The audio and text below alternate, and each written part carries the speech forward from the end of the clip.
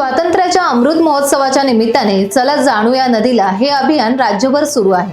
या अंतर्गत नदी की पाठशाला यांच्या माध्यमातून नागरिक, ग्रामस्थ, विद्यार्थी आणि महिला यांच्यापर्यंत पोहोचणे सुलभ व्हावे यासाठी नदीची माहिती, नदीला जाणून घेणे, नदीला जाणल्यानंतर काय करावे यावर विस्तृत चर्चा करण्यासाठी नगर परिषद आणि जिल्हा प्रशासन चिपळूण आणि चला जाणूया नदीला या अभियानांतर्गत डीबीजे महाविद्यालय चिपळूण येथे दिनांक 21 ते 23 जून या कालावधीमध्ये नदी की पाठशाला आयोजित केलेली आहे। दिनांक 30/9/2022 शासनाच्या शासनादेशानुसार चला जाणूया नदीला हे अभियान शासनाच्या मार्फत आयोजित केले जात आहे।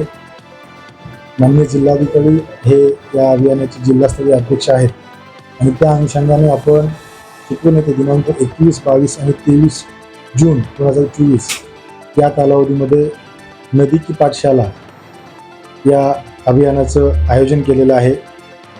यामध्ये मुख्यतः 3 दिवस निवासी पद्धतीचं नदीच्या 2 मुख्यतः समस्या आहेत, पोल्युशन आणि फ्लड।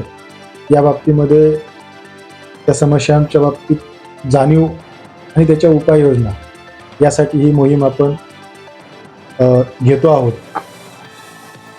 या नदी की पाठशालेला डॉक्टर राजेंद्र सिंह, डॉक्टर सुमंत पांडे आणि देशातून जे या विषयातील तज्ज्ञ आहेत ते तज्ज्ञ, तसेच लोकल जे स्थानिक संयोजन समिती आहे तिचे सदस्य, जिल्हा प्रशासन आणि आमची नप यांच्या संयुक्त विद्यमाने आपण हे आयोजन केलेलं आहे।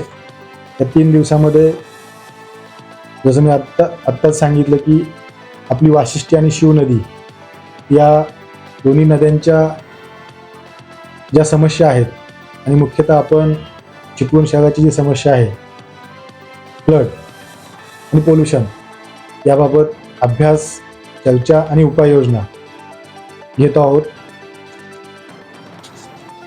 तसेच कोकणातली नदी प्रणाली आणि कोकणामध्ये या बाबतीमध्ये जे काही यशोगाथा झालेल्या आहेत किंवा ज्यांनी चांगलं काम केलेलं आहे त्यांच्या देखील टीमला आपण इथे बोलवलेलं आहे आणि त्यांच्या माध्यमातून आपल्याला आपल्या नदीविषयी जाणून घेता येणार आहे।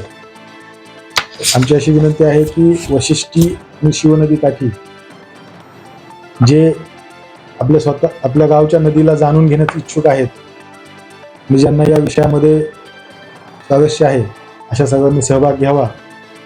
नोंदणीसाठी आपण ऑनलाईन गुगल फॉर्म जो आहे तो प्रसिद्ध केलेला आहे। टाइम्स डिजिटलला लाईक करा, सबस्क्राईब करा, शेअर करा आणि बेल आयकॉन दाबायला विसरू नका। पाहत रहा टाइम्स डिजिटल।